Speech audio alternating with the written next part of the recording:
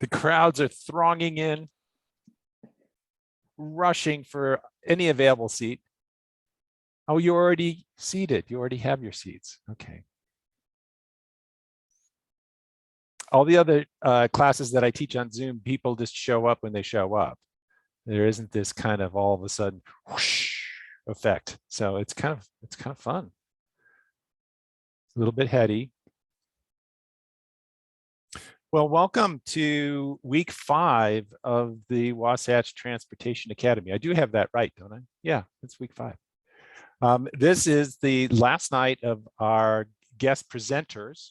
We'll be in a minute here welcoming Tom Millar to talk, there he is, to talk to us about walking and biking and planning for walking and biking. But before we do that, I want to do a couple of housekeeping things. First is a schedule check. As I said, this is week 5 out of an 8-week class. So we're on the downhill slope now, which is a good thing if you're talking about biking and walking, because it's easier to go downhill when you're biking and walking. I know we just got done with having a week off because of a federal holiday. And next week, we will also have a week off. And you're going to reasonably ask, well, what is this class worth? You know, for all that I paid for, oh, you didn't pay anything. Well, actually, some university students did. We are taking another week off because next week is the university spring break. And out of fairness to Matt, because that's his spring break and he really needs the time to recoup and recharge and re-energize. Not at all for my own purposes, of course.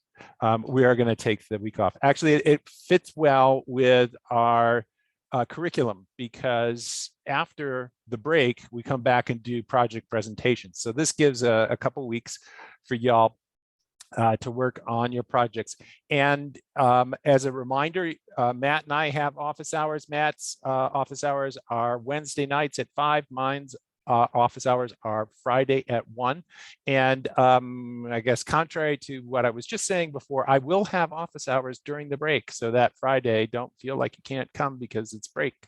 I will be there. And I've been having great conversations with the people coming to office hours in recent weeks. And so please feel that that door is open. So on the 14th and the 21st are 2 nights of presentations. We'll talk after Tom's presentation here about the schedule and how all that's going to work in the mechanics. That's coming later tonight. And then on the 28th, our very last class session, we're having a field trip. Woohoo! Not on Zoom. If you click onto Zoom that night, you will be by yourself or with other people who didn't get the memo. We will actually be live in person on site. And where we're going to meet, I'm going to send you a map. And so don't worry about the exact coordinates. But the project that we're going to review is a project that is being co-produced, co-sponsored by the city and Salt Lake County and Utah Department of Transportation, and it's called Life on State. And so the idea that State Street might have some life or some life that is worth fostering or nurturing is maybe a new concept, but actually there's a lot of going on in the environments around State Street. And this is a project designed to help nurture that and improve it. And so that is a project that's actually, it's designed and planned and contracted. And I don't know if they've broken ground yet, but if they haven't, it's coming in a matter of a couple of weeks. So this is coming up on this upcoming construction season. So what you do want to put down in your calendar books, however, is that we're going to start early because it's going to be on site. And even though it will be after daylight savings time starts, and it's 3 weeks hence from now, we want to make sure we have abundant light for the field trip. So we're going to start at 5 o'clock. So I know that might be a little pinch for some folks coming from work. If you can be there right at 5, great. If you can't, just show up, you'll see us. We'll be moving around. We're the big blob of people on crowding the sidewalk. That won't be hard to figure out. So come when you can. So that's the schedule for the next several weeks. As I said before, tonight we'll hear from Tom in a minute here. After Tom's presentation, we'll take our customary break.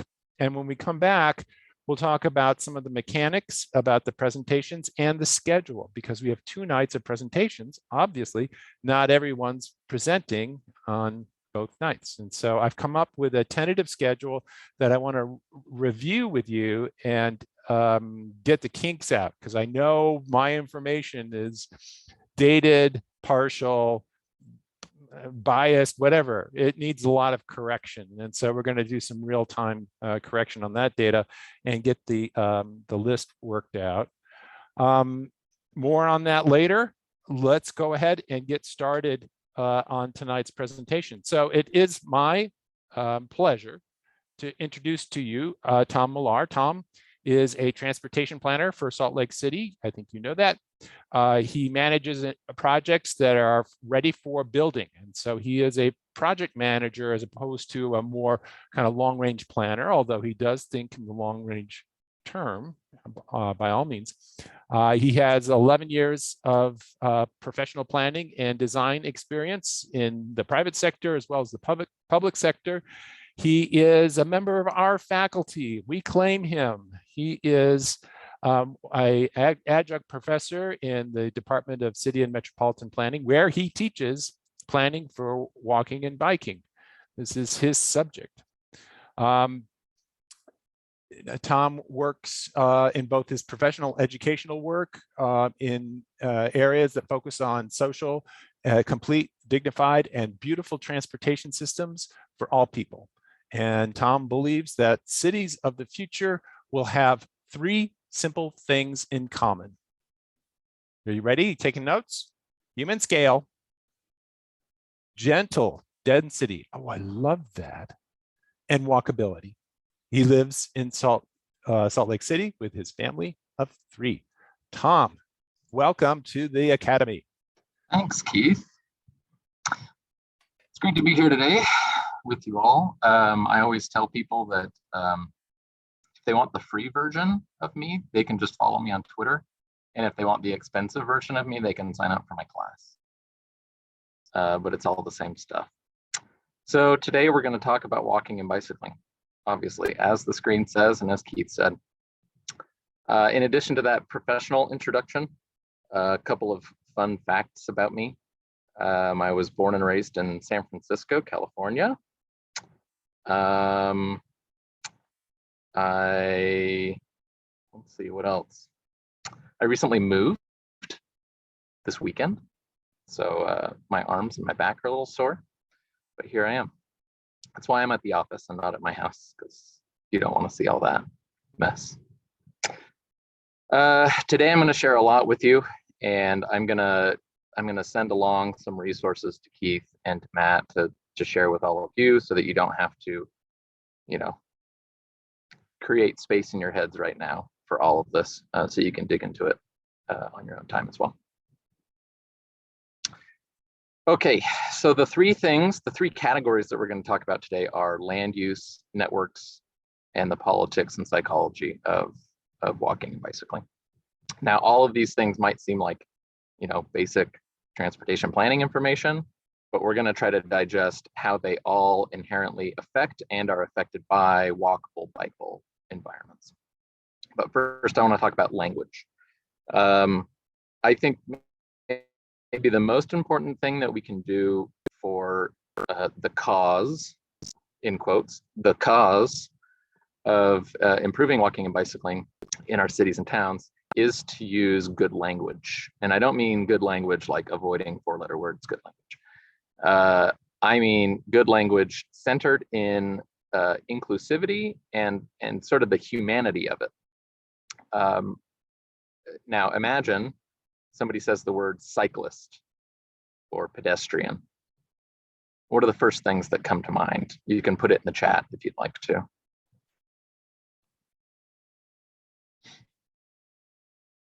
Spandex. able bodies,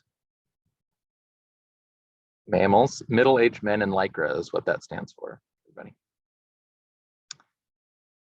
Yeah, they're very divisive terms, but there's nothing inherently divisive about the the letters that make up that word. But when we talk about people doing something, people driving, people taking the bus, people walking, people bicycling, it centers the discussion on just the person themselves, no matter what transportation choice they made that day, whether it's walking or taking the bus or a combination of all of them, right? And having that language centered in humanity really helps the people who maybe don't quite get it or don't want to get it to be able to imagine themselves and their families and the people that they know in that situation, rather than just creating another class of people that they're either helping or not helping. So let's dive into it. Let's dive in first to the land use category.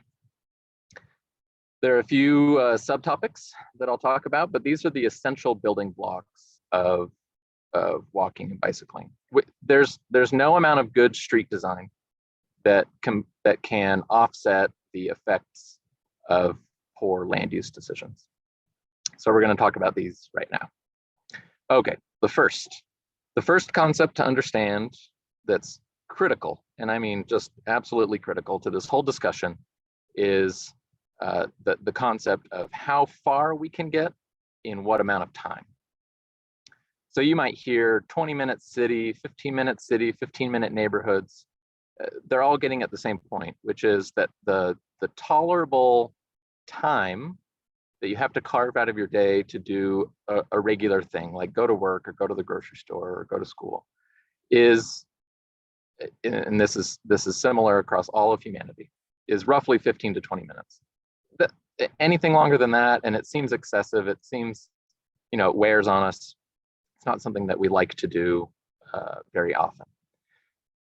And so we sort of shoot ourselves in the foot when we try to shoehorn good infrastructure into a system that wasn't made for that infrastructure. So this map, for example, a 15-minute neighborhood on foot it is only 0.75 mile radius, okay, 1.5 miles diameter. By bicycle, it's 2.5 miles or a 5-mile diameter, and by car, it's 7.5 miles or a 15-mile diameter. Now, speed times distance equals time. So if we're saying 15-minute cities, you can get so far in 15 minutes. So I like to think of the 3-10-30 rule. People walk at about 3 miles per hour, they bike at about 10 miles per hour, and the average speed driving on surface streets and on freeways is about 30 miles per hour. So I don't think 15-minute neighborhoods is necessarily a new concept. Even for Western America, we have 15-minute neighborhoods for cars. We can get to everywhere that we need to go in our cars in 15 minutes. It's the reason why driving is easy. It's because we've placed things a certain distance apart so that we are only a 15-minute drive away from all of the things that we could possibly need on a regular basis.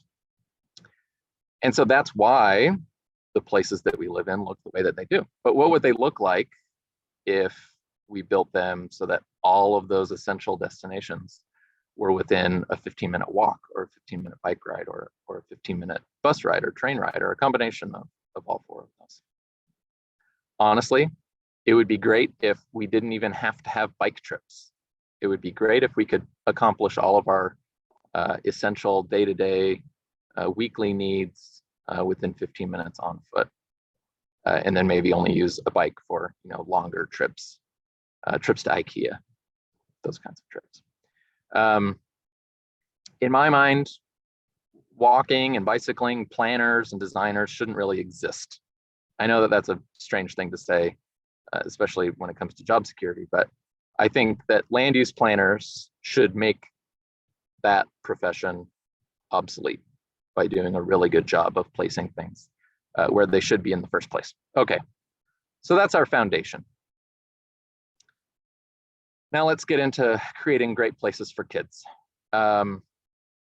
every child has the right, this is the Child Friendly Cities Initiative quote, every child has the right to grow up in an environment where they feel safe and secure, have access to basic services and clean air and water, where they can play, learn, and grow, and where their voice is heard and matters.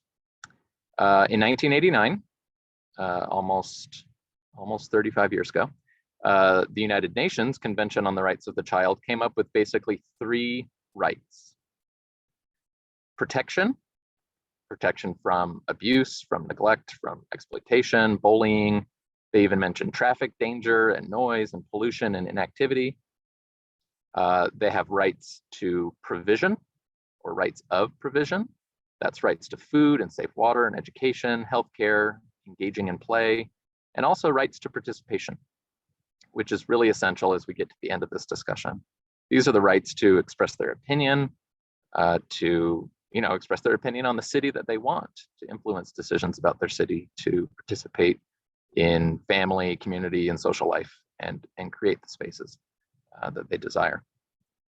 I think that this is especially important in Utah and in any other state or any other community that is very focused on the family and is very, relatively speaking, very young.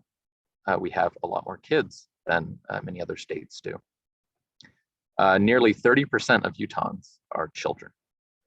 And the same, I looked this up the other day and it blew my mind. The same number of people, children, go to and from school every day as commute to and from jobs every day in Utah.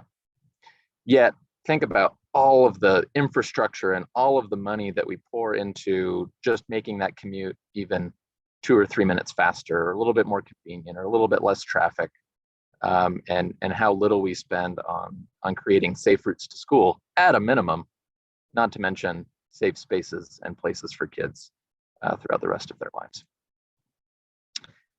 Another thing to keep in mind, especially in Utah, is that it doesn't really help when we go to our small towns and we say, oh, look what Portland's doing. Sorry to Nathan. Look what Portland's doing. Look what Seattle's doing. Look what New York City's doing. Because the people in Hiram, Utah don't really care. And that's not what they want. They don't live in Hiram, Utah so that they can have a bike lane network like San Francisco's. But they have really good things working for them that big cities don't. They have this very condensed, by necessity, land use that really is opportune for walking and bicycling networks. Converting all of those local trips within those cities to walking and biking is a huge boon, and at the very least would reduce motor vehicle trips that are causing highways to be widened and killing the golden goose of small towns, which is their downtowns and their main streets. A great opportunity to focus on the opportunities in those contexts that we do not have in bigger cities. Okay, the next thing is design speed. And I know that I say this about every slide, but if you understand design speed, you understand everything, okay? Understanding this concept will make you the best street designer in the world, because this is all that it comes down to. You can have even the same operating space on a roadway. You can have the same width of lane. You can have the same bike lane. You can have the same sidewalk. But this physiology and psychology surrounding the speeds that we naturally drive is really important to understand as we design places for walking and bicycling. And I say this because, in my opinion, walking and bicycling infrastructure like bike lanes and sidewalks and trails are, at the end of the day, car infrastructure. We wouldn't need them if we didn't have cars around turning across them and hitting people and running people down. We would just, like we did before cars, walk wherever we wanted. So here is a list, a non-exhaustive list of things that slow people down. And slowing people down is the best thing that we can do for walking and bicycling. There is no, like I said earlier, there is no perfect street design that ignores the speed of the motor vehicles. Now, design speed is different than posted speed. Posted speed is the speed that the government wants you to drive. And design speed is the speed that they tell you to drive. And I hate to break it to you, they are not the same speed. It's a trap, as Admiral Akbar says in Star Wars. It even said in highway design manuals for years and years and years, it said, make the design speed higher than the posted speed in case somebody loses control of their vehicle, or in case somebody makes a mistake and drifts into another lane. They can have, you know, this wiggle room, this forgiveness. But that forgiveness has led to higher and higher speeds, which has led to higher and higher crash rates and crash severities, and lower walking and bicycling rates, because we don't feel safe anymore. So if we can achieve a safe design speed for cars, we can do more for walking and biking than we can with even the best designs. Now, that's not to say that they're exclusive. We should definitely do them together. Tying that back to the 15-minute community idea, there's no such thing as too slow. There's only such a thing as too far. So people will complain, oh, you can't slow down traffic on this street. I need to get where I'm going. But if we move the thing closer, then we can deal with slower speeds. So as we expand out, as we sprawl, we create this this secondary effect of creating more speed, because we only want to be driving for 15 to 20 minutes. But as we bring things closer and slower, we can achieve the goal that I think benefits everybody. And here's also why it's important. When you drive faster, you see less. So it's not a matter of, oh, you know, I was paying attention, I just didn't see them. They darted out into the street. No, they didn't dart out into the street. You were physically restricted from seeing them come out in the street because of the speed that you were going. So as we slow people down, we give them the opportunity to see people, to react to people, and to reduce the severity and the number of those crashes. Okay, next, networks. It's all about connection, it's all about comfort, and it's all about predictability. Okay, in the top right graphic, which of those two options, which route in dashed blue would encourage you to walk to school? You can put it in the chat if you'd like to.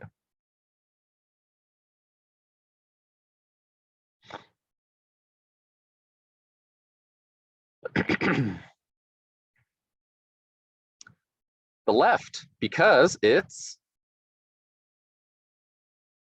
type it in the chat. Thanks, Austin. It's shorter. It takes less time. Time is money. Money is king.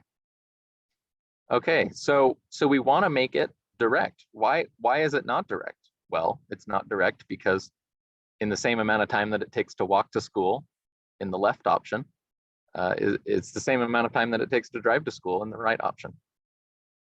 But we can see how our decisions have encouraged us to choose the wrong choice, or at least the worst choice, and make the worst choice the only option, which is just a terrible way of designing a transportation system. So the benefits of a connected, not necessarily a grid system, it doesn't have to be a grid like Salt Lake City's, it just has to be connected. The benefits are myriad. You can, with the same amount of miles of road to maintain, you can have better capacity, you can have more choices, you can encourage walking and biking, and you can also have better and more responsive services. You also have more corner properties, which in the retail world is huge. You want people from both streets seeing your business. Okay, so thinking back on the 15-minute community idea, let's stop thinking about how far can we get in 20 minutes or 15 minutes at 30 miles an hour, and think how far can we get in 15 or 20 minutes at 3 miles an hour. And that means more frequent intersections. That means smaller streets, but probably more streets, more options, more ways to get to where we're going. It's also easier to create walking and bicycling connections, and more of them, even if they don't have to exist for cars. We can create little cut-throughs between these cul-de-sacs. We can create more connections out to the arterial road. We can create direct connections to the school that we can walk or bike on, but that we can't drive on. And in that case, it's actually much safer because there is no external threat.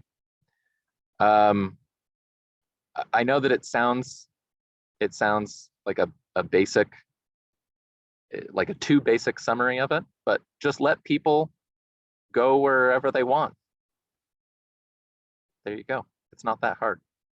Just create a network where people want to go. I really like this graphic.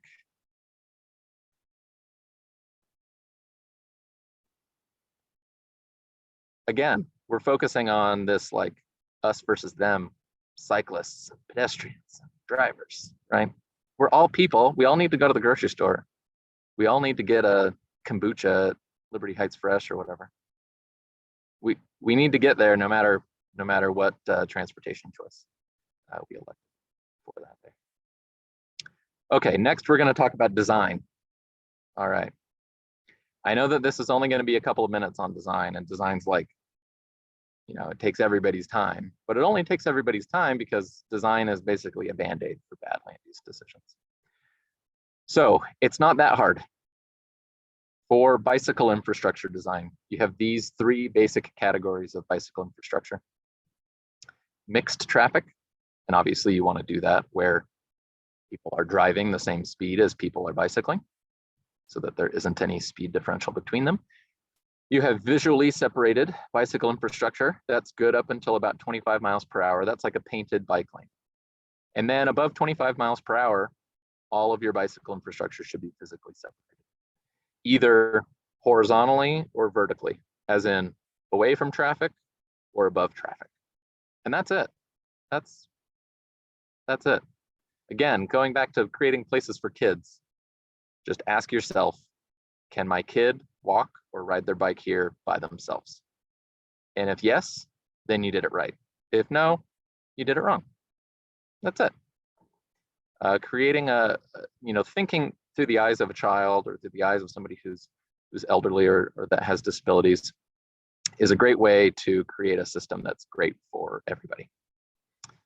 I think often also we try to match the existing kind of car condition with the right infrastructure, when we could take a step back and try to change that car infrastructure first. So let's say we have a road that's 50 miles per hour, and we're like, well, we only have the budget for a painted bike lane. Well, first of all, it's inappropriate to have a painted bike lane on a 50-mile-per-hour street because it doesn't protect you from anything. But also, well, if we only have the budget for for this or that, then let's try to bring the speeds down and have less infrastructure. And that's why I say walking and bicycling infrastructure is car infrastructure, because the faster and the more traffic that we have, the greater need for physical separation. And that means more expensive infrastructure. The cheapest infrastructure is the infrastructure that that people can use no matter their ability or no matter their transportation choice. Again, they're pretty simple to design.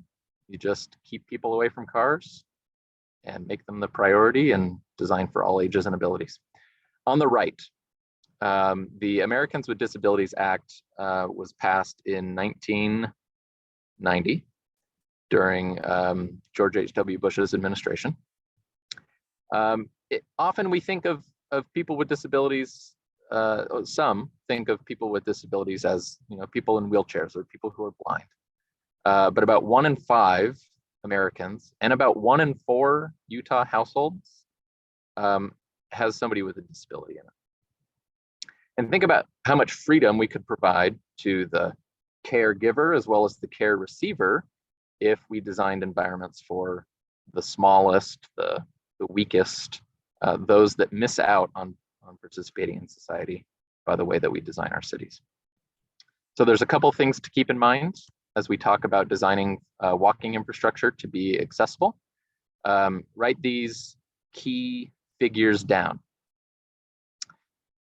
You don't want any surface where somebody is going to be basically doing anything outside of a car or off of a bike to be any more than 2% cross slope, which means perpendicular to the direction that they're walking or rolling. So you don't want any more than 2%. Longitudinally or parallel to the direction of traffic, you don't want anything steeper than 8.3% in a ramp and nothing greater than 5% between ramps.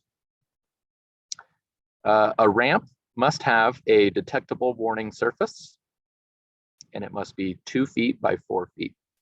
And the color must contrast with the pavement that is around it.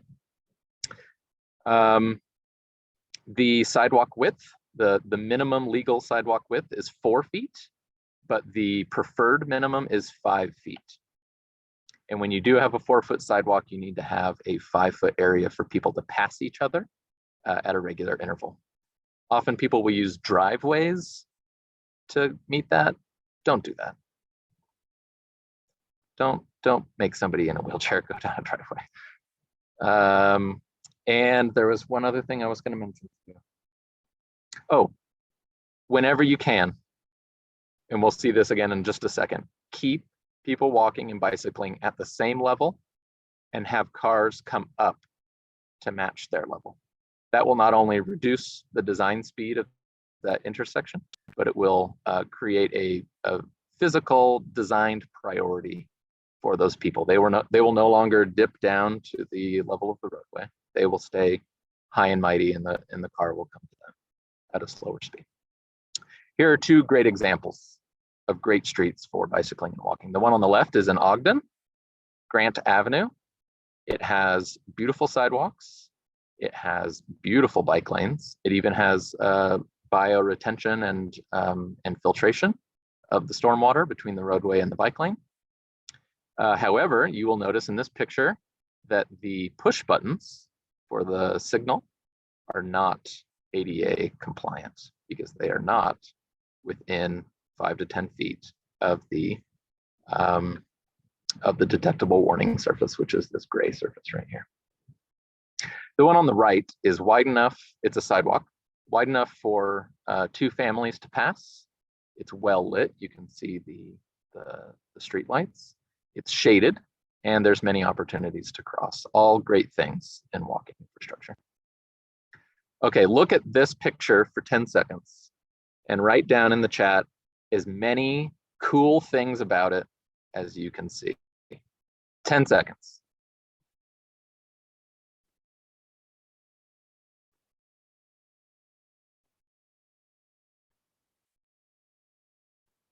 Three, two, one. All right, write it in the chat for safekeeping and so that you can critique everybody else's. The great thing about this intersection, even though it's a roundabout, and roundabouts do have some downsides in terms of continuous, nearly continuous traffic flow, is that this design brings everybody down to the speed of the slowest user. It makes the slowest the most visible and the most protected, and it uses these concepts of design speed to create a lot of lateral movement of the vehicle to keep them from going too fast through the intersection. Also pay attention when you're designing intersections to drainage. Always note, where is the low point? Where is all of the water going to collect? And is it at the bottom of a curb ramp? If it is, you did it wrong. All right, here's that example that I mentioned earlier.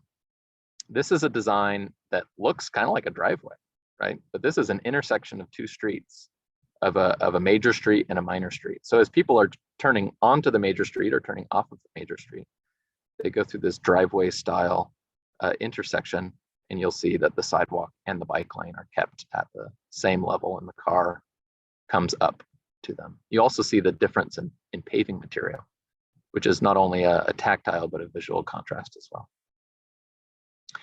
Okay, now we've talked a lot about intersections, major intersections.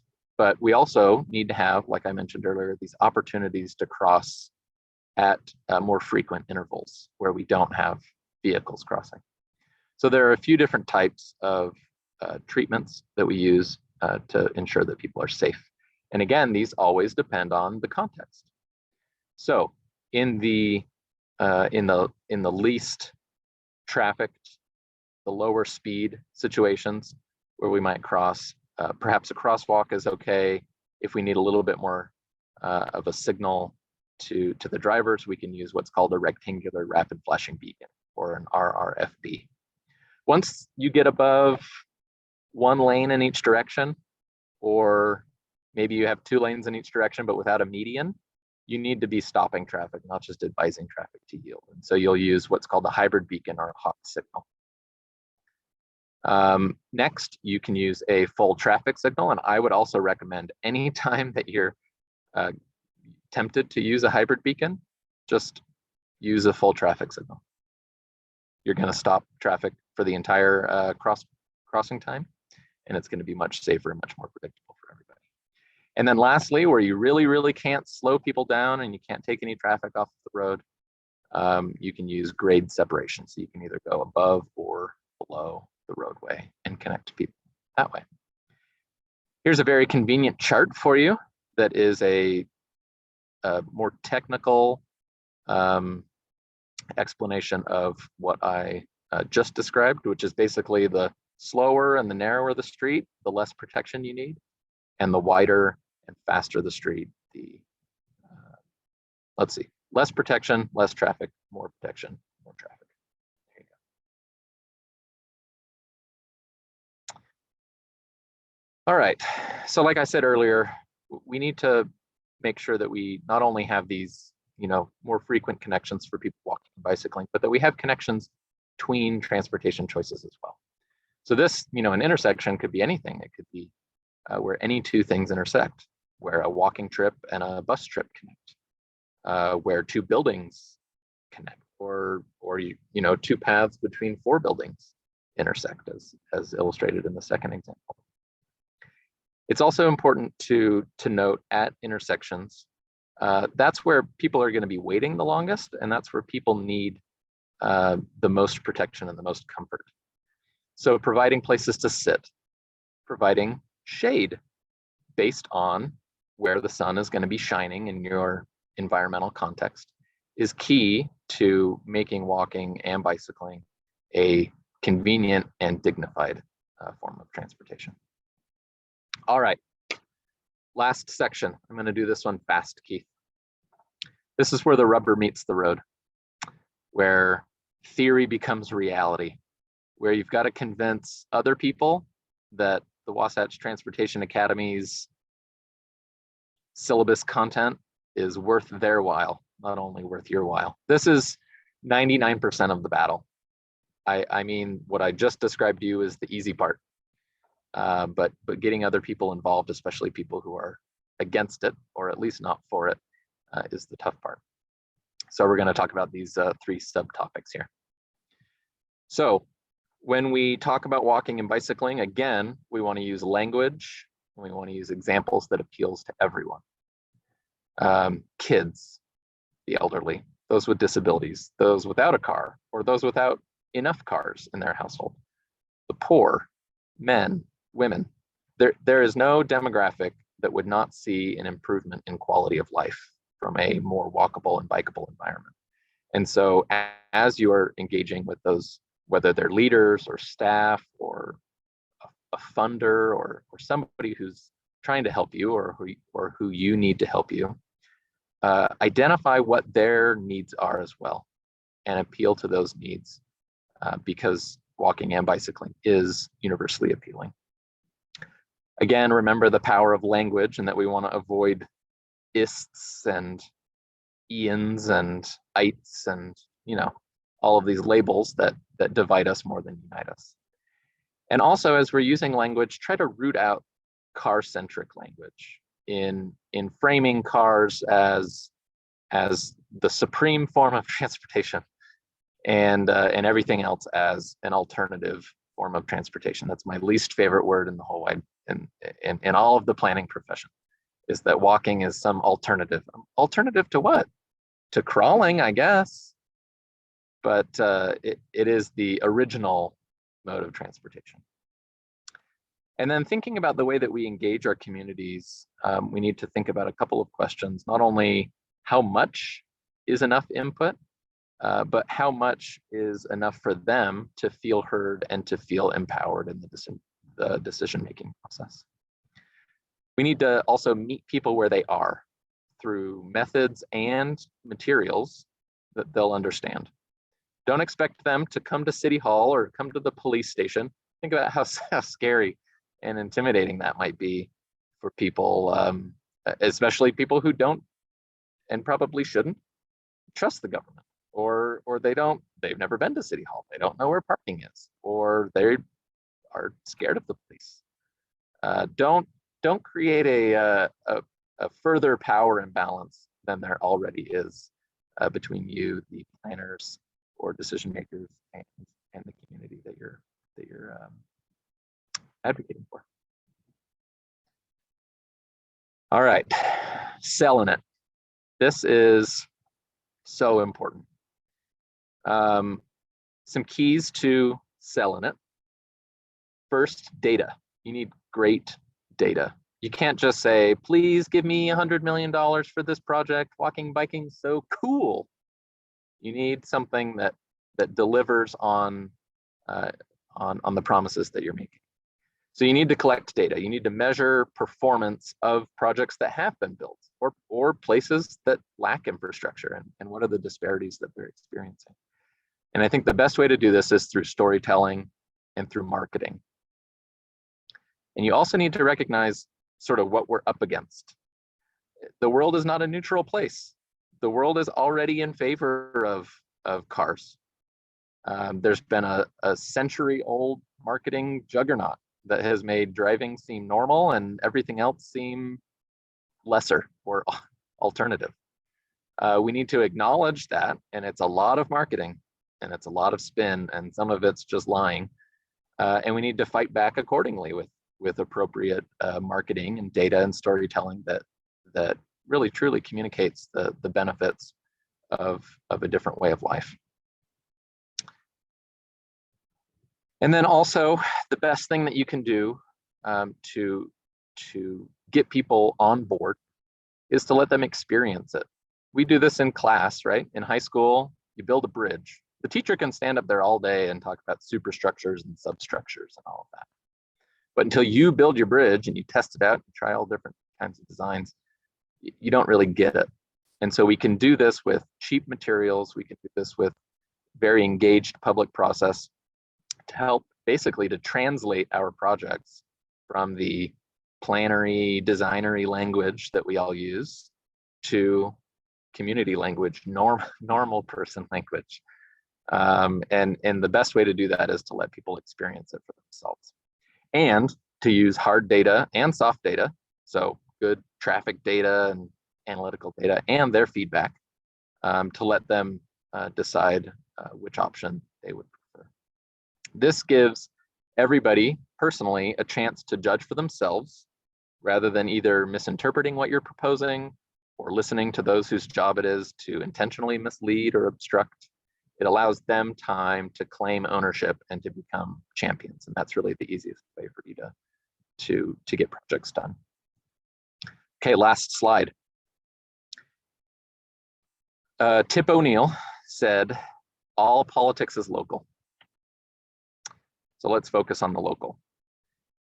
You can't do anything without money. Even if everybody's on board and everybody's for it, stuff costs money. But what we also need to understand is that it doesn't necessarily cost more money. We can build better, more resilient, more economically sustainable communities centered on walking and biking than we can on automobiles. So it's changing the way that we do things, but it doesn't necessarily cost more in the long run. We also need to focus on policy. Policy is basically like in a wildfire. Policy is like an air tanker doing a big drop of water versus you with a bucket. Policy is making the good that you want the regular and predictable outcome, and rather than a fluke. It's building the things into the process from the beginning that will help to achieve those results without you having to be there poking and prodding everybody. Changing laws, changing covenants, changing codes, all of those are policies that produce the results that you see today, that you might blame people like me for, and that's fine, but that are, there are larger elements at play as well. Another thing to keep in mind is that it should probably be in a plan. If you want it to get done, it should probably be in a plan. A plan says a lot of people agree that this thing should happen. And so if it's not in there, it might not happen, or it might not be able to happen sometimes. And then lastly, we can't go 40 minutes without talking about parking. Lastly, parking. I said all politics is local, but all local politics is parking. It's everything. It takes up so much space, you guys, so much space. Not only space on the street, but space in between things. Again, if we want to encourage things to be closer together, we sort of shoot ourselves in the foot over and over again when we're like, well, nobody walks there because it's too far. Well, now it's too far because everybody drives there, and we had to build more parking. Parking is just the crux of every transportation decision, and if you can truly understand parking, it really helps. It really goes a long way, especially in street design, because it is the low-hanging fruit. It's the thing that contributes the least to a public street, and so it's usually the first on the chopping block.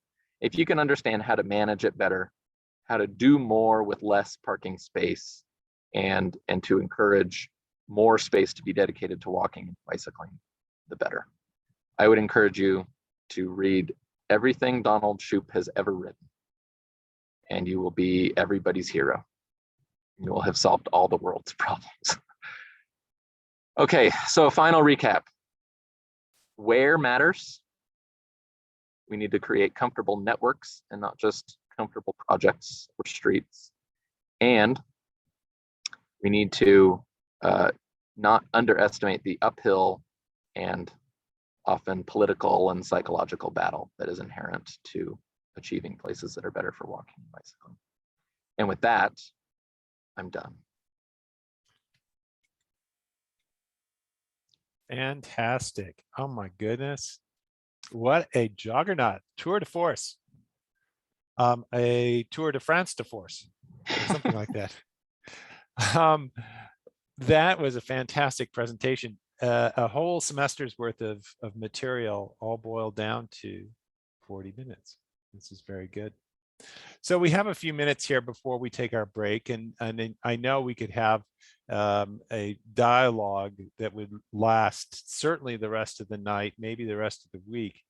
And so let's go. We have a couple of early adopters here who have jumped into the chat space with a couple questions. And I don't know, do you want me to read those to you, or you have the chat there? Yeah, if you want to facilitate that, Keith, that would be great. Okay, so Jackie's asking, she's curious to know your thoughts, Tom, on removing parking minimums for multifamily housing. This is something that's happening in some cities in North America.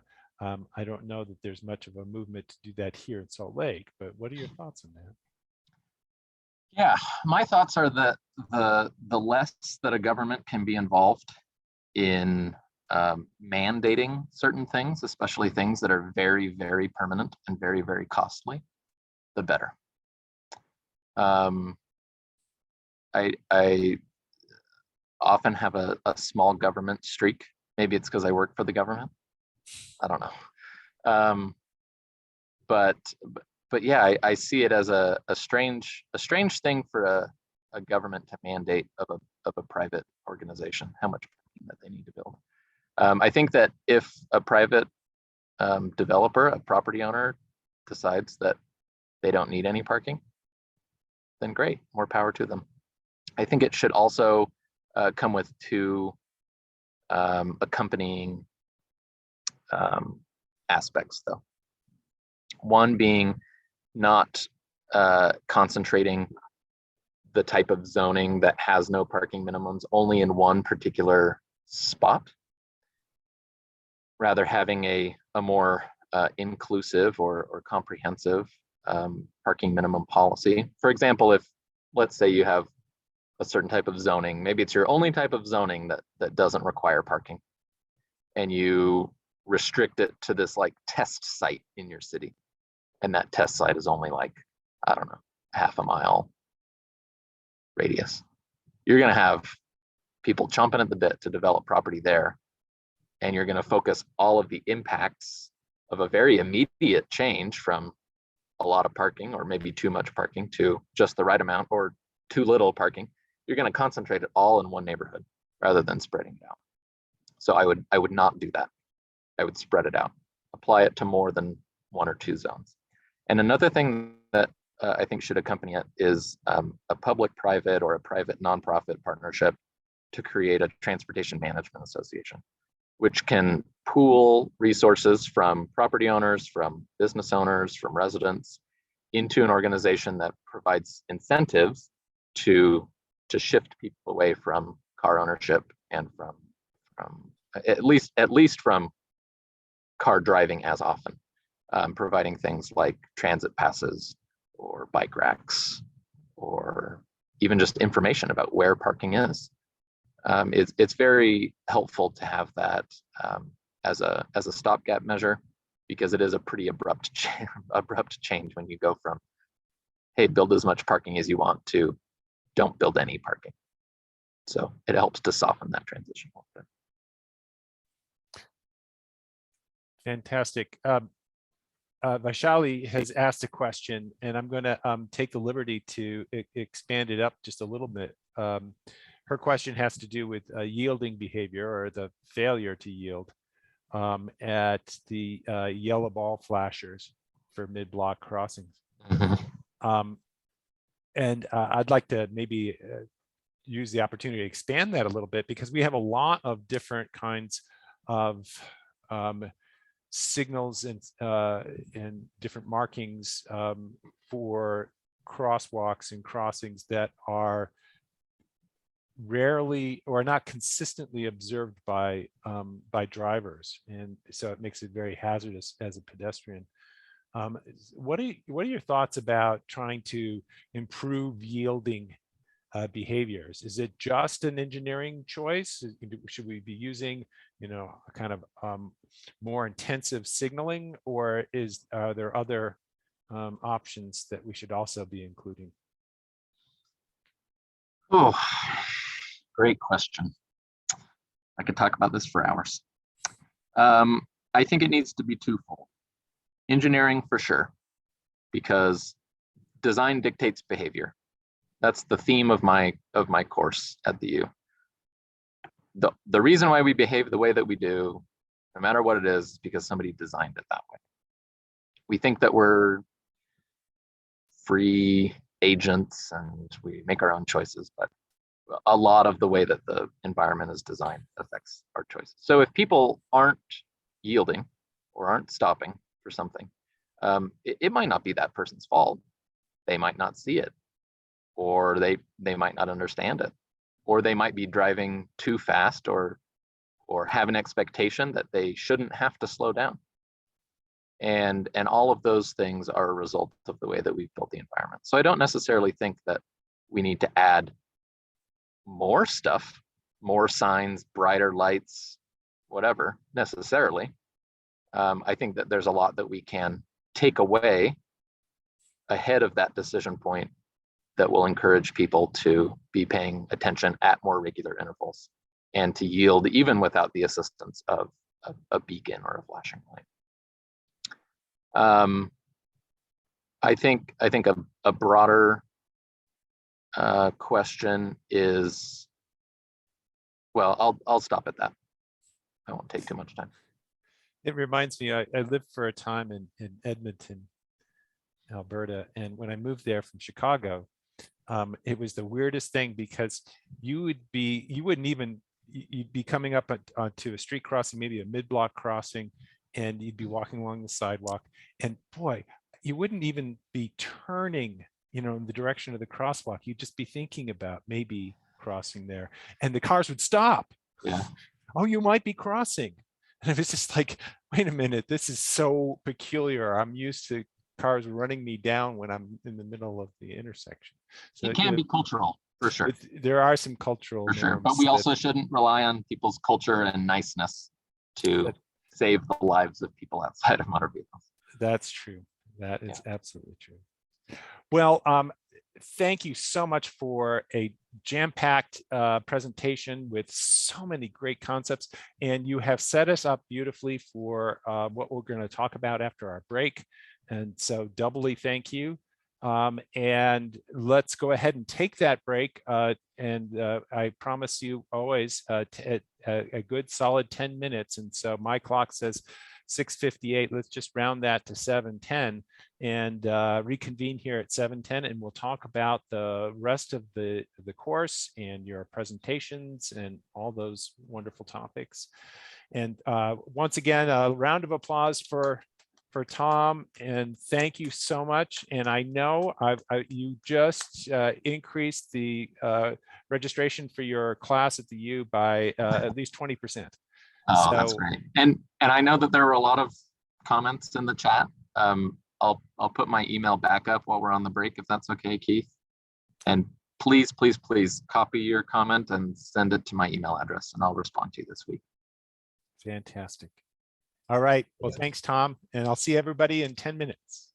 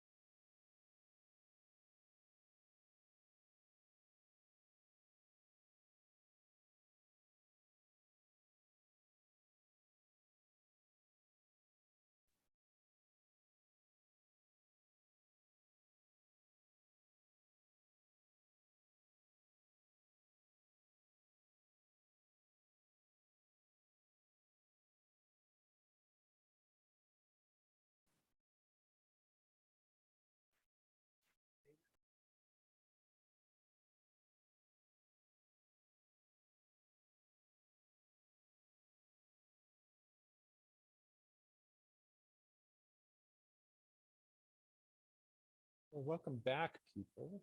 Mhm.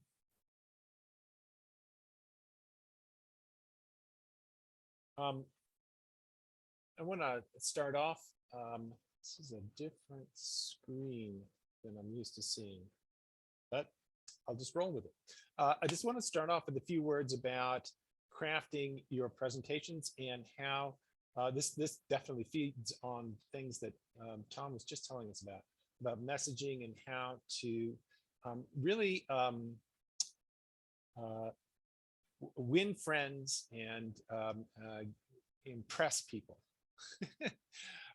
In other words, to get them to kind of adopt your viewpoint and hopefully to endorse some of your ideas that you'd like to see happen in your communities. And this is an adaptation of a broader presentation that I do on writing and planning, as you see. And I have forever, I don't know where I came up with this photo. I have forever had this photo associated with this topic, and it seems to, it begs for a story, right? I mean, you see that airplane with its nose coming out of the building and you wonder, okay, how did this happen? Clearly there's a story here. I want to know more. And so that I've always just included it here. But again, building on something that Tom said, the humans are the primates who tell stories, and that's what Stephen Jay Gould provided for us. And that's how we understand the world. Storytelling is so pervasive because we have used that for millennia for transmitting information about our communities, about ourselves, about our histories, about our aspirations and our hopes for the future. We tell that information, we transmit that data through stories more effectively than we do just about any other method. And so we do that through a series of conventions that we have come to expect. When someone presents information and does not follow the conventions of normal storytelling, it doesn't sit well with us. We are, irritated or worse, and certainly not convinced by the presenters what they're selling and what they're trying to convince you of. And so how would you take the elements of a story and translate that into a 5-minute presentation, which is what your job is for your projects? Well, that's what we're going to talk a bit about. Creating meaning out of data is what stories is all about. Taking individual pieces of information. If they're standing alone and they aren't connected to each other, they do not have any sort of authority or weight, and certainly can't carry the conversation. It's only when that information starts to link together into some sort of plausible construction, logical construction, sometimes based on chronology, that we start to make, as it says here, formal coherence out of what would normally be viewed as chaos. So we all know intuitively, even if we haven't thought about it, we all know intuitively what the elements of the story are. Once upon a time and happily ever after are always part of the story. You may not use those cliches, but there is a ramp in and there is a ramp down at both the beginning and the end. That is always part of a satisfying story. Coherence is clearly required, that each element needs to connect to the one before it and to hand off the storytelling function to the one that comes after. You can almost conceptualize it as a relay race with passing the baton. You need to have a story that does that logically, where your reader is going, I get it, because we're going from this to that, to that, to that. Yes. And it needs to be credible. You need to engender a feeling of trust among your audience, that they feel like the information that you're providing to them is something that is trustworthy, that you as a storyteller are trustworthy. And so you need to increase your credibility and try to burnish that credibility. And then even with a 5-minute presentation, you need the arc of a story with a beginning, a conflict, a crisis, and resolution. That's what a satisfying story does. So when we think of stories in a temporal sequential framework, we want, again, an explanation of coherence rather than a catalog of one. What's the quote about history? It's just one damn fact after another. No, you need to have some sort of logical connection between things, not just a random association of things. And this is something that's come out in some of the discussions I've been having with people in the class about being able to see multiple scales. In other words, if your thing that you most want to talk about is at a small or micro scale, you need to give a hint to its importance at a larger scale, in a larger context. How does the intersection or the design of this one particular intersection fit within a broader construct of a community, of a transportation system? Or if you're working the other way, if you are looking at kind of a community or region-wide network, you also need to be able to scale it down so people can understand it and conceptualize it at the very local level. So there needs to be this kind of translation back and forth between scales so people can understand it. So this is an adaptation of a broader presentation on how policies get adopted. And this will probably sound familiar because this mirrors the slides I had 2 weeks ago.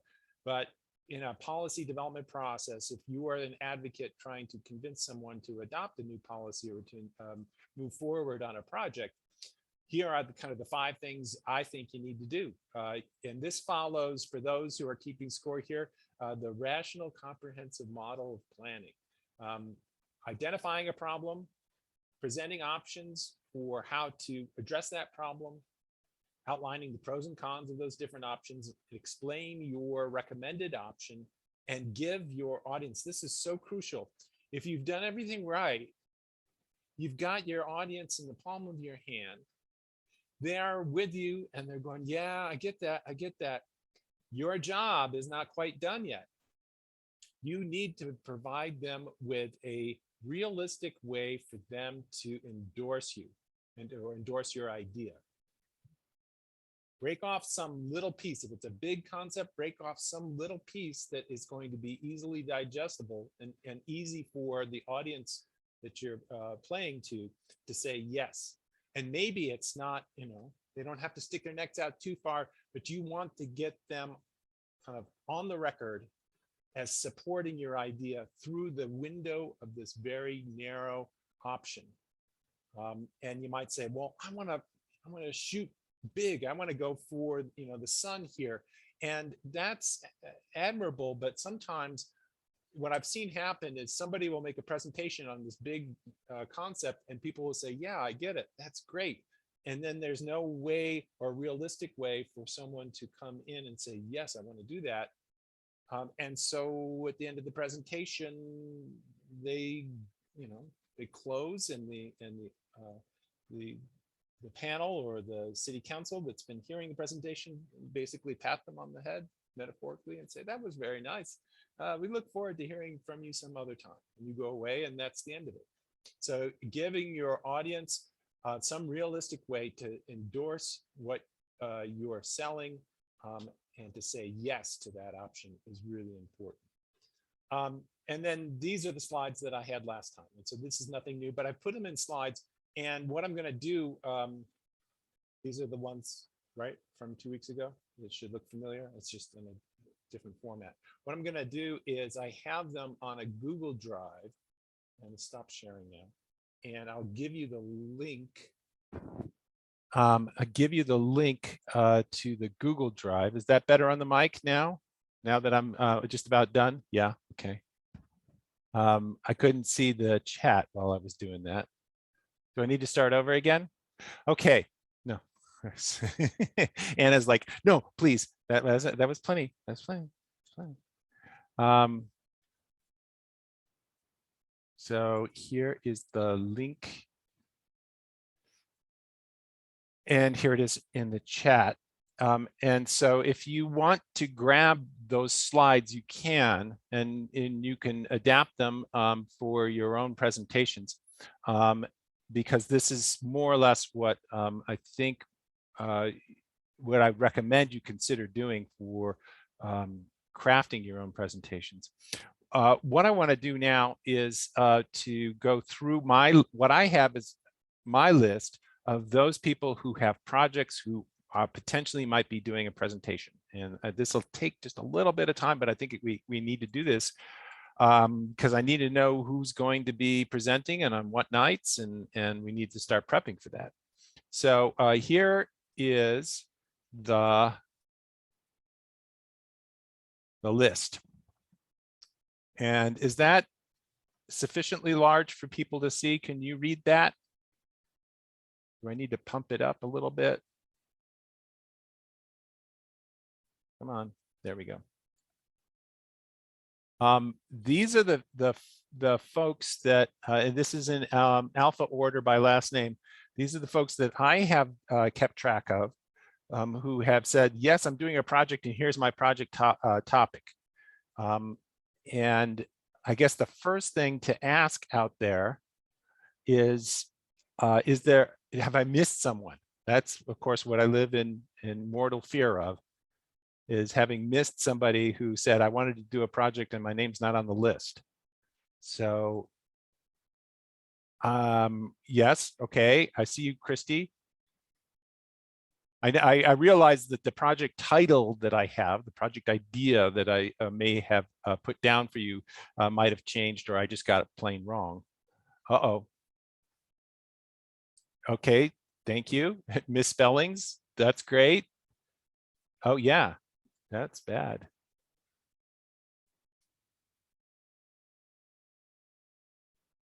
No, and now let's get it capitalized. Gee whiz.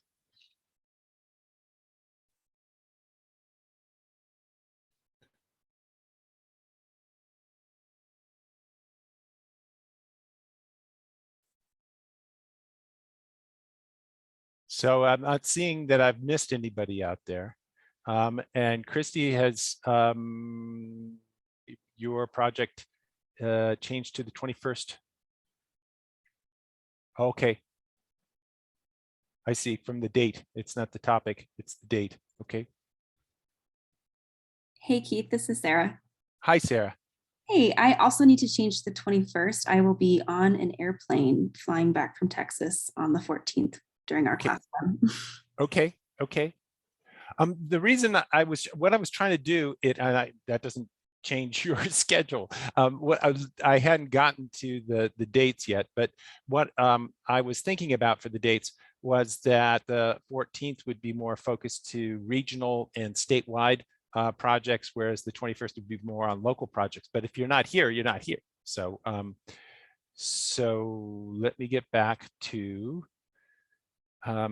Christy needs to move to the 21st. Okay, so that actually works out well because we can kind of swap.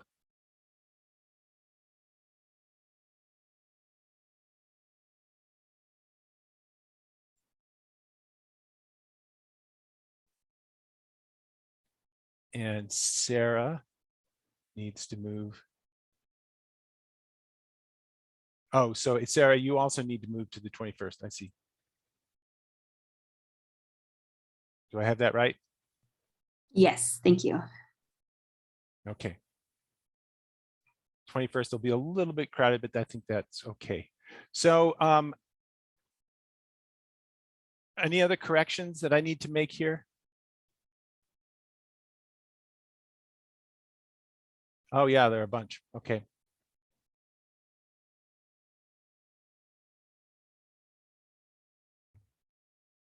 Right. Keith, Yep. I'm actually curious if I might be able to switch my topic to something. So I've been wanting to work on my project, but I've been really consumed with the 20 is Plenty push that an organization I'm working with, Sweet Streets, is pushing for Salt Lake City. Sure. And maybe me doing a presentation on sort of like how that came about and sort of talking about like the engagement process and what we've been focusing on, maybe. That would be fine. I guess at this point, I'm a little less concerned about whether I've got your topic right, because your topic will be whatever you present on. So, you have complete control over what your topic will be. I am not assigning you anything. And so because several here have, multiple possible topics. And so, people are going to do what they're going to do. I'm mainly concerned that if your name's not on the list at all, that's my biggest concern right now. As we were just discussing, you have a time or a date that isn't going to work. And so I'd like to know that. Cristobal, let's see. See your comment, Ellen. That's right. Good point.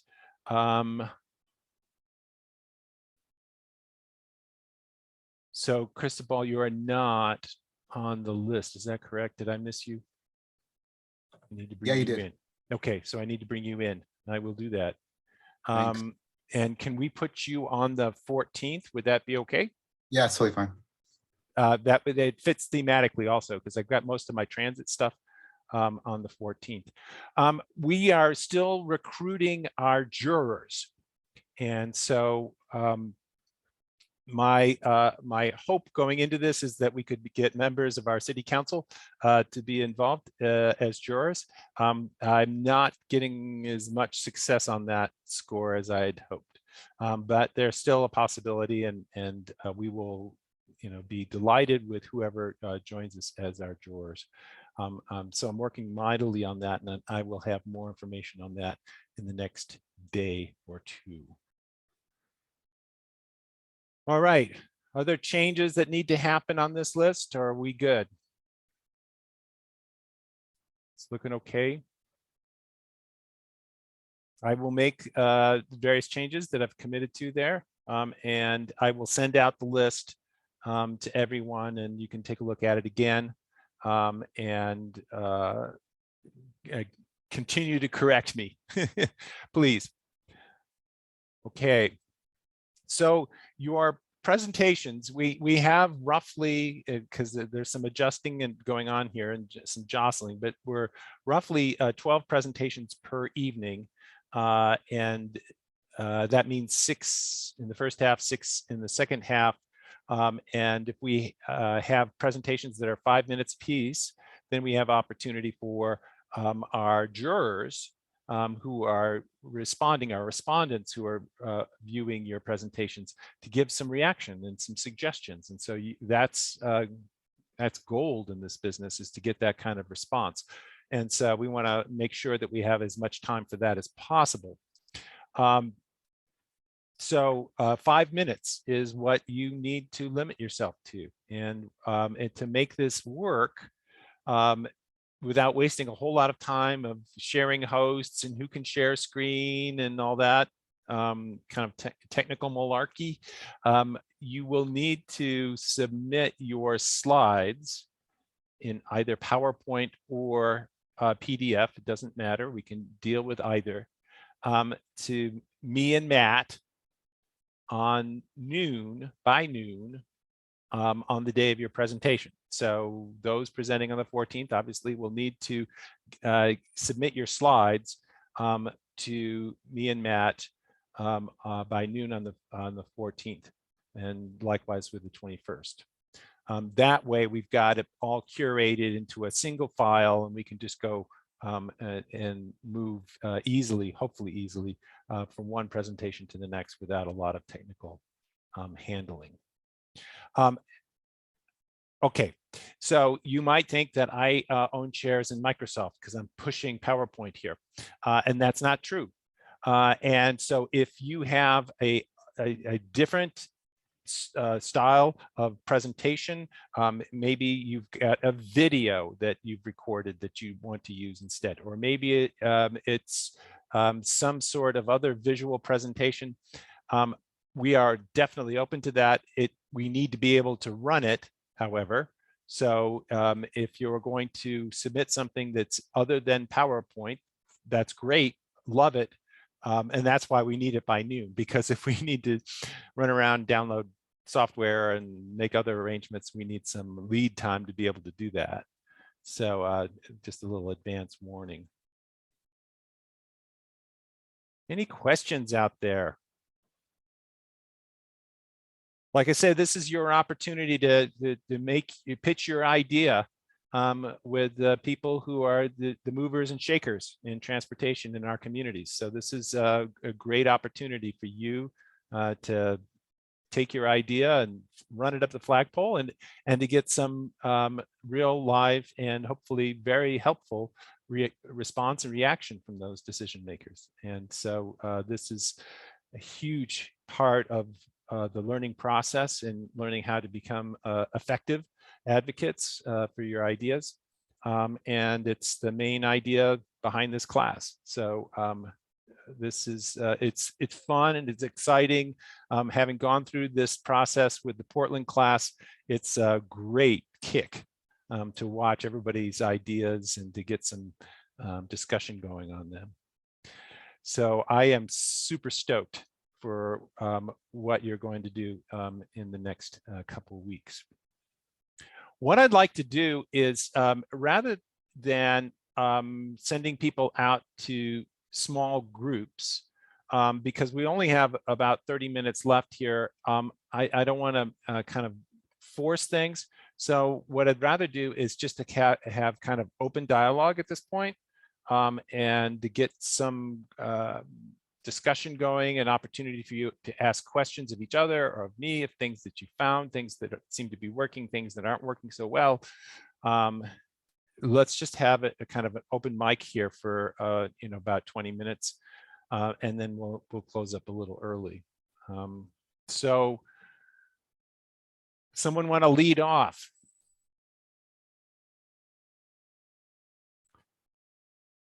If not, I'm gonna drop in and kind of get someone to start the discussion here. Paolo, you and your group, we met last Friday to talk about options of things that you would want to do for your project, focused on the Glendale and West Side neighborhoods.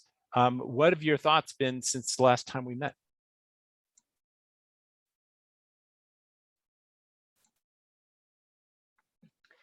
Hey, Keith.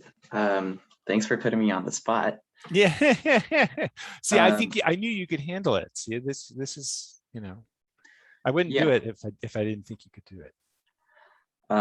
Yeah, so I guess for a little bit of context, our group is focusing on starting a transportation group that would kind of consolidate representation from the Poplar Grove and Glendale neighborhoods to kind of like create make that interface that the city has with residents in these neighborhoods a little more streamlined, a little better, and having like some sort of platform for transportation issues to be talked about.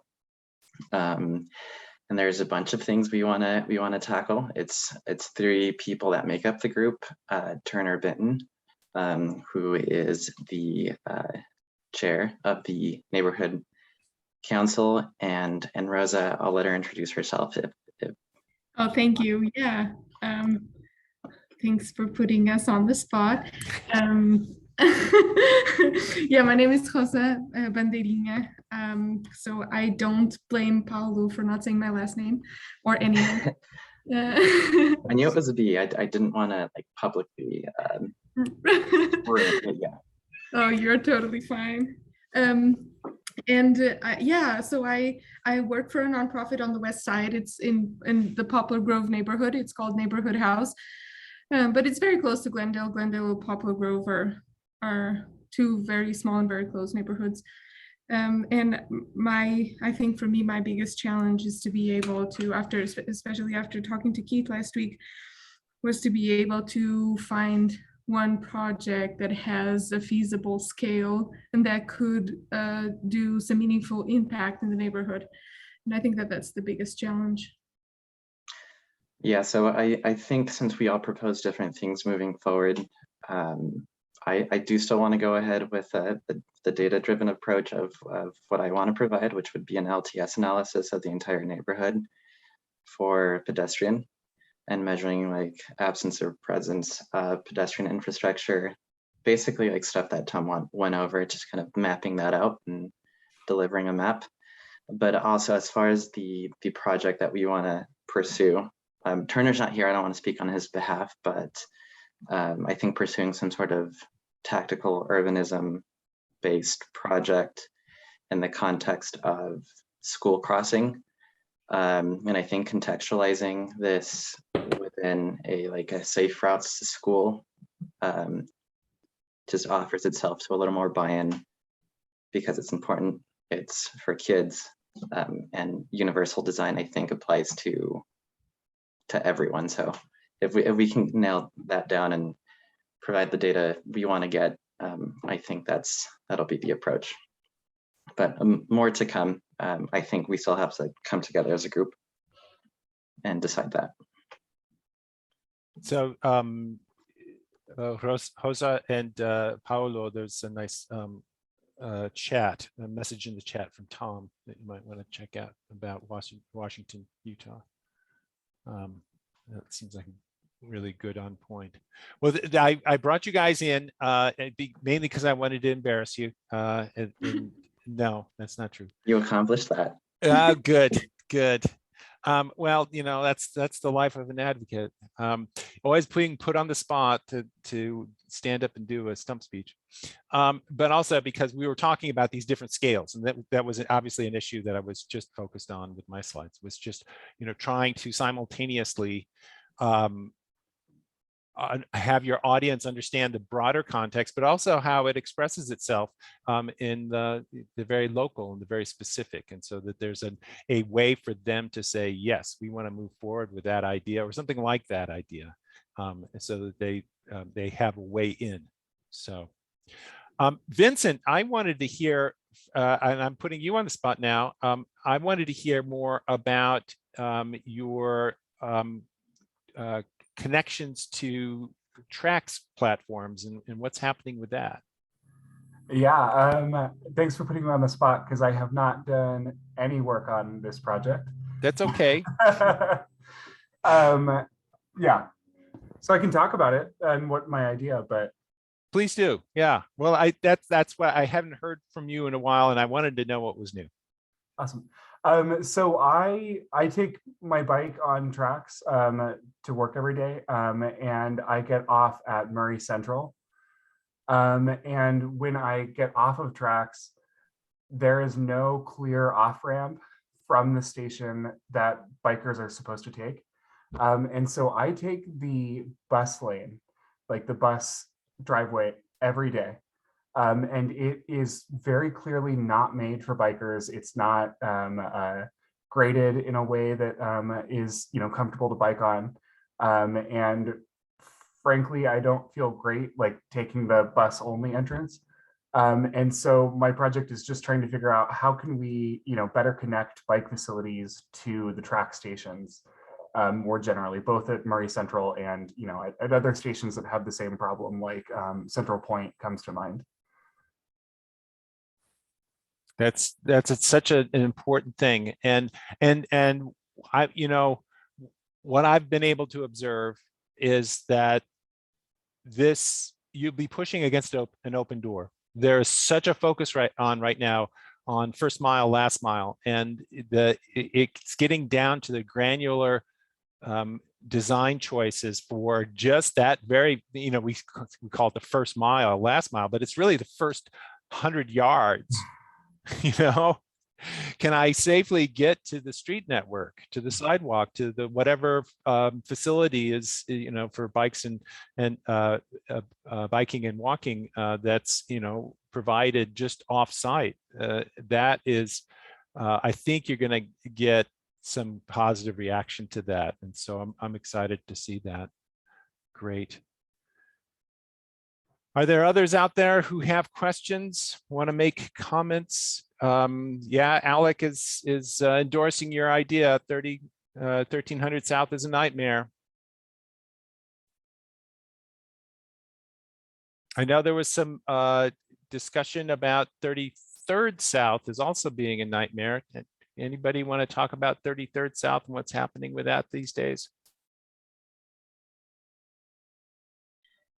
Yeah, I'm happy to talk about that. My project is focusing on pedestrian scale connectivity to transit stops along 33rd South.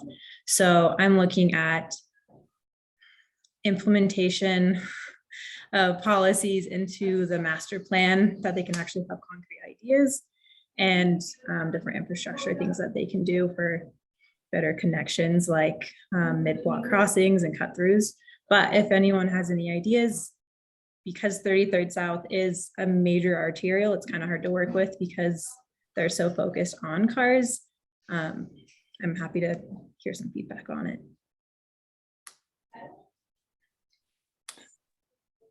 I'm wondering if it's kind of a little bit out of order, but we're doing this Life on State tour.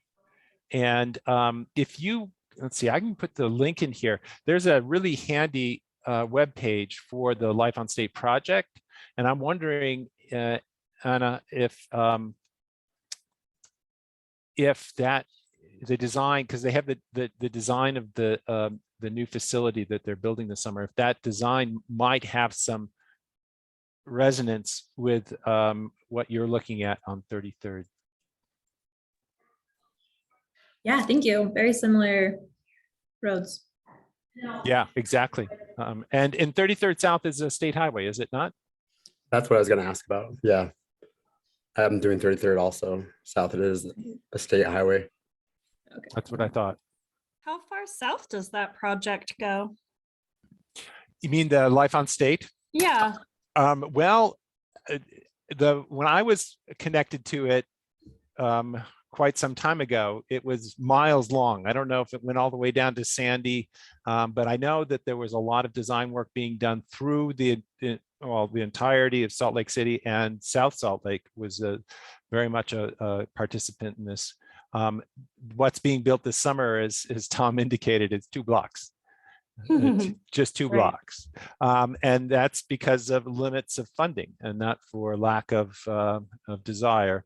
But I think the hope is, if you start small, you can grow it bigger. And if you wait for, to have all the funding lined up to do the entire length of the street, then maybe nothing will happen, or it won't happen soon enough. And so I'll be really interested to get your feedback, everybody's reaction to this design. And I already know that, like most of these kinds of projects, there are compromises that happen as part of these projects. Not everybody gets everything that they want. And so I look at the design for this segment on Life on State, and I think that's great. And I wish, that this were different or that were different. And so it's always a kind of a negotiated process. There's always tension involved, and you do as much as you can with whatever you can, and know that there is always more. No matter how good it is, there's always more that you could do, but it's better than it was, and you can't do everything simultaneously. Brian. Yeah, I had a question. Again, going back to when working with state, but it's like 33rd South is a state road, and might get some feedback from Tom. Would we go? I guess so you start local, I guess, and then so the city, and then with it seems like do I have to go to UDOT is directly, or I guess we already kind of went over that. Is that something I've seen Salt Lake City do some great? It ends right on 33rd where we have great bike lanes, and then all of a sudden 33rd is like this no man's land. But you wouldn't start state legislature wouldn't have to do that. Is that somewhere also you would police out, or? I think getting as many people on your side, or not on your side, that's kind of a selfish way of framing it, but finding as many people that want the same thing as you is great. because having to field 20 different emails and requests and 40 different meetings and for all the same thing doesn't do anybody any good. So yeah, if the city's for it, My question would be, is for more, it, that would be something you could approach UDOT with. But yeah, ultimately, my question is actually transportation more, has them. my question is to more specifically, what have you found that has worked? Like Well, like- I guess it depends on what you want to do. yeah, okay. I was that's maybe I could go into detail with Do later. you want to turn it over to city control? Do you want it to not be a state highway anymore? Do you want it to change significantly? Do you want there to be transit on it? I think all of those things determine which kinds of people and which players you would have in the room when discussing it. But yeah, I think the greatest thing you can do is get a coalition of people that all want the same thing, or at least close to the same thing, and work towards that, rather than just, I'm Brian, I don't like this street, please change this street for me. I mean, I would if Brian asked me, but Can I ask a quick, well, just sort of make a point to what Brian is saying maybe too, is I think a lot of times it's really hard to determine what jurisdiction is, right? Because that's the issue maybe with 33rd, right? Is it UDOT? So is it state? Oh, so is UDOT supposed to repair something, or is the city of Salt Lake supposed to repair that? Or, oh, it's leading up to the UTA bus stop, so are they supposed to repair that? And people want to pass the buck, right? And so again, get very convoluted, and it can be really hard to know who am I to approach to make this fix we all need. yes, the division of responsibility. We can pause recording, right? So that I can say this. I'm just kidding. To the missing 20 seconds from the recording. Yes. Yeah, this is a classic. It's the Scarecrow and the Wizard of Oz, pointing the direction in multiple ways, except for here. But my observation is, regardless of who owns the road, if there's and this is what Tom was saying, if you've got a coalition of people at the local level who want to see something happen, they're going to get their local elected officials to eventually, if not initially, to help out with that. And even if it's a state-owned facility, having the endorsement of local elected officials is going to really carry a lot when it comes to negotiating with the state about what happens on a particular facility. And so I to the earlier reference to Tip O'Neill, by the way, who was the Speaker of the House, just in case you guys didn't know that, way back in the day, who said all politics is local. I think this is borne out in transportation, even if what you're talking about is maybe the more micro scale type of issues that might be on a state-owned facility. I still think it's very localized, and you will get further than if you try to go the other way from the top down.